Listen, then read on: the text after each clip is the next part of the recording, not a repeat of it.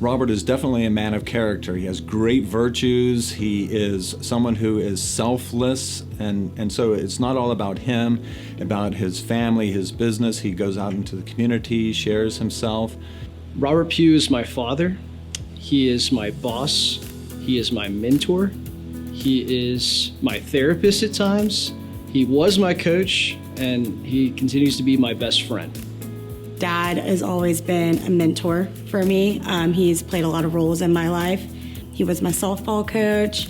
He's now my boss. But most importantly, like, his role has always been dad. He's always put family first. He's very faithful. He's very honest. He's very giving. He's really funny.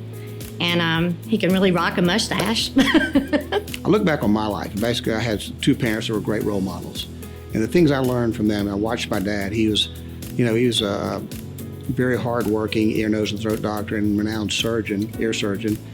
And what he really had a passion for was helping people. And the thing that I watched, I don't think I've ever met a more honest and more ethical person. And he basically taught me just doing the right thing. Well, Robert's very compassionate. He's very interested in taking care of people, regardless of where they are, wherever he encounters them in his life. He and I were very involved in Loyola College Prep, where I followed him as being chairman of the board. And the principal of the school at the time thought that Robert and I, in most of the meetings, were very sophomoric. That said, I think that we were able to accomplish a lot of good at Loyola College Prep during the time that we were involved on the board there. And Robert just has the unique ability to be nice and kind and insightful to get things done without offending anyone. What makes Robert a unique boss is Robert cares about his employees. I know everyone says this. He really becomes invested in his employees, and it shows with the company. Right now, we're over 100 employees. We're in 4 offices: Shreveport, Tyler, San Antonio, and Baton Rouge. Robert makes it work for his employees, and they get the job done, and that's what's important. What is the most important thing for your success? And that is surrounding myself with really good, smart people, trustworthy people, putting them in a position to succeed and letting them shine. I mean, I use a lot of the same philosophies I learned through sports. I coach a lot of baseball. I coach my son, I coach my daughter in softball. And I learned this as a kid playing sports. It feels good to be part of a team. And it even feels a little better to be part of a winning team. But the magic bullet, the magic dust that really motivates someone to work hard and to do well is to feel like you're contributing and bringing value to that winning team. I think for any executive, the top tier is leading by example. Don't do as I say, do as I do. And Robert leads by that example. As I said, if a job needs to get done, he's there in the trenches. He's working alongside the account service team, even working alongside the creative team to get that job done. He likes to make sure the work gets done. He wants to meet the client's goals, but he kind of has his heart on his sleeve. Not a single employee at our office can tell you that he doesn't care, because he does. Like, they know he cares about their own personal career success. For clients, he always cares about, meeting their goals, making sure they're happy. He puts his employees and his clients above himself, but he also makes them know that he cares. It's not just about business, it's about personal relationship. That's really cool to see as a work environment and not just as my dad. He shows those in both aspects of life, that, relationships are really important, and that's how you succeed, is by building relationships with people and not just, okay, this is a job, we're gonna do the job and it's over. It's building a trust and a foundation with people. Community involvement is very important. Of course, now you're talking to a Catholic priest, where I as well wish to help everyone realize that they are not just members of their own little particular family, but they're members of a community and ultimately extended members of the family of God. And if we're supposed to look to one another and see a brother and a sister, and this is one of the things that Robert is able to do. Robert just naturally is able to share himself and to strive for the betterment of all the people whom he comes into contact with. The common thread that Robert has exhibited in his career is that he's always focused on the community and his employees. And as we've advanced, and become more and more involved in the community. And because of our age, find ourselves more and more in leadership positions. Robert has always carried more than his share of the burden. He understands Louisiana. He's committed to it. On several fronts, he's been a big supporter of the North Louisiana Economic Partnership, of Loyola College Prep, of the Committee of 100, of several other community-minded ventures. And all of those Robert is very committed to and using his own particular skill set to make the entire community better. My philosophy is that no one is successful on their own. We all need a little help along the way. And looking back, I've been very, very fortunate and blessed to have so many awesome people cross my paths or come into my life at really pivotal times in my life, whether it's a teacher or a coach or a friend or a loved one or maybe even a colleague. It is who's given me encouragement or some sound advice at just the right moment that helps me stay on track or get on track. And I look back and it's really interesting because I feel like it seems like some of these encounters are almost random or coincidental. And I wonder, like, God, what if that hadn't happened? Would I still made the right decision? So, in thinking about that, it makes me really believe how important and understand how important the mission of the Junior Achievement is. Because the Junior Achievement is very intentional in providing opportunities of mentorship and of encouragement and offering advice to these young people at a critical time in their life that helps them be successful. Junior achievement is important. We're not going to be here forever. So it's important that we give the younger generation the tools that they need, that they can keep the economy of Northwest Louisiana still rolling long after we're gone. That's why junior achievement is just so important to mentor these children, and I'm just so proud that Robert's been chosen for this. The mission of the Junior Achievement is, I think, more important today than it's ever been. It's easy for young kids, I think, to get distracted, and I think it's important to talk about a lot of those basics, fundamentals in business and economics, or sometimes get lost with all the other noise out there. And I think so. That's what the Junior Achievement is great. It's kind of a program that grounds them back into the fundamentals of learning all the basic skills, the soft skills, as well as just how to communicate, how to be sociable. And I think those are some of the skill sets are lost in the generation that spends all their time texting and all their time looking at their phones. I think that's one of the things I love, the face-to-face and personal time that the Junior Achievement, the volunteers and staff give to these kids. And I think it's really paying dividends. Well, I think that Robert, because of his demeanor, because of his sensitivity, because of his community leadership, because of his deep faith, is an ideal candidate for the Junior Achievement Hall of Fame Laureate award that he's receiving here tonight. Robert, I want to congratulate you on getting this Junior Achievement Award. It's very big, very, very big honor for you, and I'm so, so very proud of you. And I love you, and congratulations. I'm really proud of my dad, and I know he's honored to have this award, so, he's very deserving, and I couldn't think of it happening to a better person, and he really deserved it. Dad, I'm really proud of you, and I love you. I just want to say congratulations, Dad, on your achievements and your accomplishments. I couldn't be more proud, and we love you dearly, and continue the good work.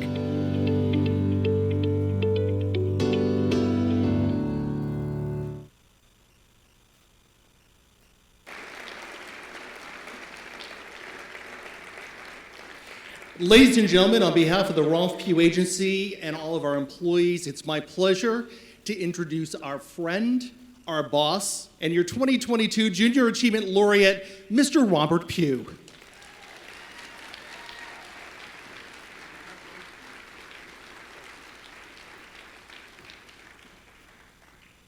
Wow. Don't tell Ed, but he's pretty good at this.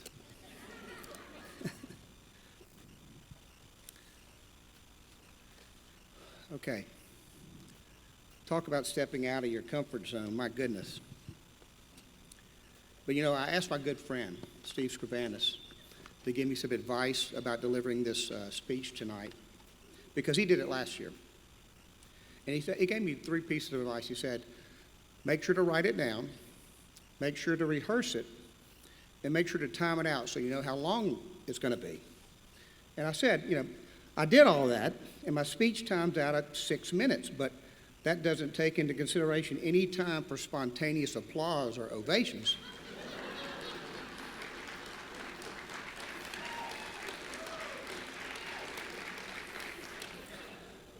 And Steve said, good, that means it will be 6 minutes.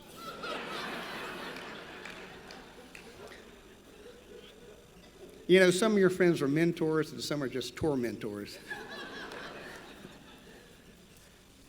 But seriously, first I'd like to thank the Junior Achievement Laureates and the board for allowing me to be a part of this prestigious group. It is truly and certainly a great honor. And it's a privilege to share this evening with Lennis and with Graham, 2 of the community's most admired and valued leaders. So it begs the question, what am I doing here? And the answer is I had a lot of help. And you heard me talk about that in that video. I've forgotten what I said on that video. I'm going to repeat some of that probably tonight. But really, I want to share, like I said, I've had a lot of help. And there's been so many people throughout my life who have offered support. And I'd like to share one instance with the story. One story. And it's a baseball story. But it's really much more than that. And it takes place back in 1963, 64, when I was in 3rd grade at St. Joseph's School here in Shreveport. I was the youngest and smallest kid in the class by a lot. I was a pretty average student, painfully shy, and not very athletic. Needless to say, I was not on any of these desirable, most likely to do lists. But then this new kid moved to town. His name was Mike Gamble. Arthur, you remember Mike Gamble. He moved to town from Dallas, Texas, and he was a tall, athletic, and a straight-A student, very outgoing. We had absolutely nothing in common except for one thing. His desk happened to be right next to mine.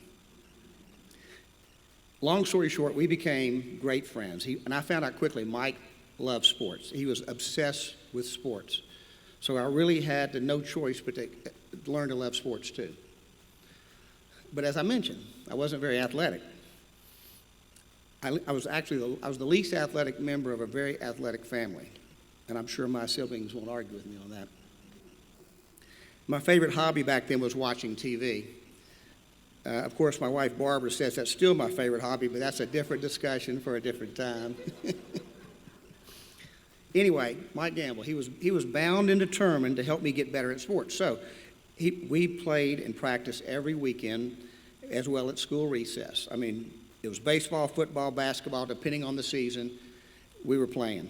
And with time, I discovered that I had a decent hand-eye coordination, and I got so I could at least throw and catch a ball.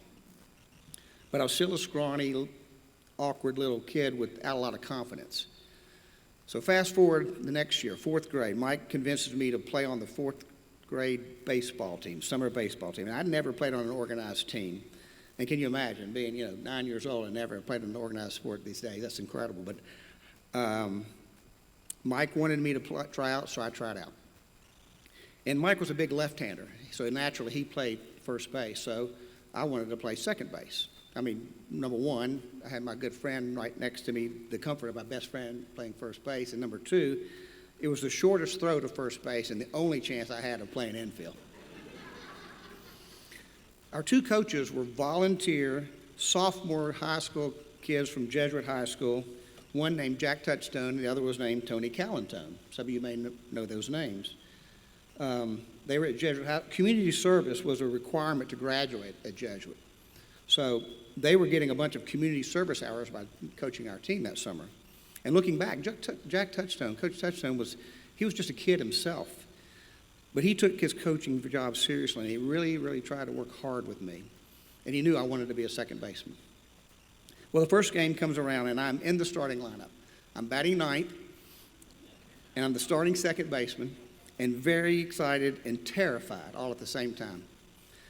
And around the 3rd inning, a left-hander hits a ground ball right to me. And I pick it cleanly, turn and throw to first, and plenty of time to beat the runner. All good, except the throw was about 10 feet wide of first base. A runner scores, the batter gets all the way to second. All I could hear were the parents and fans groaning in the bleachers, and my good friend Mike just looked at me incredulously and said, "Robert, why'd you do that?" I didn't have an answer, Mike, and I don't remember much else about what happened that game, but I know we lost. And I was delegated to play in the outfield the rest of the season. So you see, here I'm batting ninth in the order, and I either walked or struck out 90% of the time. I think I had a couple ground outs to the catcher, but but other than that, I was not very productive at the plate. And since the ball rarely made it to the outfield, I wasn't making much of an impact for the team in the field either, so I wasn't off to the greatest start in my sports career. And I made it through that season to the final game, and we hadn't won a single game all year, but we were playing well that night. The stars were aligned or something, and the score was tied late in the game, and I was playing center field, and the opposing team has the bases loaded with 2 outs. And of course, you guessed it, the batter hits a fly ball out to left center field. I immediately take a quick glance at the left fielder to see if he was going for the ball, hoping and begging he was going for the ball. But he was standing there looking at me, and so I was it. So I took off running for the ball, and it seemed like forever. But I was so slow, it maybe was only a dozen steps or so. And just as I realized I was going to get there in time to make the catch, I stumbled just for a second. And I lost sight of the ball just right as it hit off my glove. I get my balance, and I immediately start searching the ground for the ball to get it back in the infield, when out of the corner of my eye, I saw the ball. It was stuck in the webbing of my glove. The umpire signals out. The inning's over. The crowd went wild. And I began a mad dash to the dugout with the biggest smile across my face. Coach Jack Touchstone, he met me near the pitcher's mound with a smile just as big. And he picked me up above his head in celebration as all my teammates cheered and patted me on the back. And I'll never forget that feeling. It was a magical moment that changed my life. It was that moment when I realized that it was not enough to just be part of a team. I wanted to contribute and bring value to that team. I wanted to contribute to a winning team. And I wanted to feel that way again. And when Coach Touchstone picked me up with sheer joy, he validated that feeling. That validation is what's motivated me to work harder and get better. And it's the same motivation that I use with the young kids I coached throughout the years. And truthfully, it's the same method I try to incorporate in the professional world, managing or leading teams.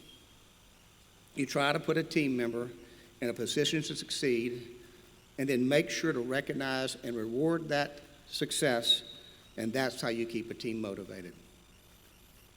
I mean, it's really remarkable for me to think that a new kid whose desk happened to be next to mine, and a high school sophomore, volunteer coach who made a big deal of that lucky catch could have such an impact on my life.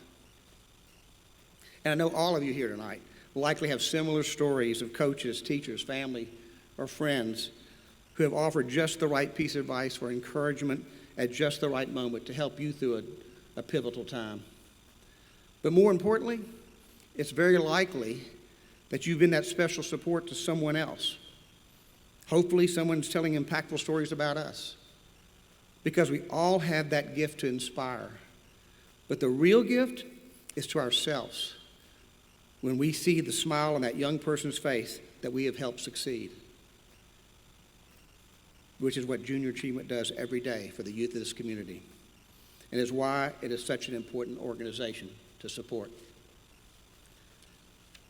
I was fortunate to have that kind of support for so many people throughout my life: coaches, teachers, spiritual leaders. I'm looking at you, Peter. Family members, especially my brothers and sisters, and all your spouses. You guys all married very well, and you always had my back. Thank you for that. My business partner, Jeffrey. My office family. I learn from you guys every single day. Special shout out Chelsea for talking me off the ledge from time to time. And my friends, so many of you that are here tonight, you have been my life support. You have no idea how much you mean to me. Special thank you to my kids, Gray, Chase, and to you, Jen and Eric. You guys remind me every day of what is really important in life. And of course, my wife, Barbara, the love of my life, the greatest blessing the good Lord has ever given me, and the biggest reason that I'm standing here tonight. With all my heart, thank you, my love. And thank you all for being here tonight, sharing this evening with us. God bless.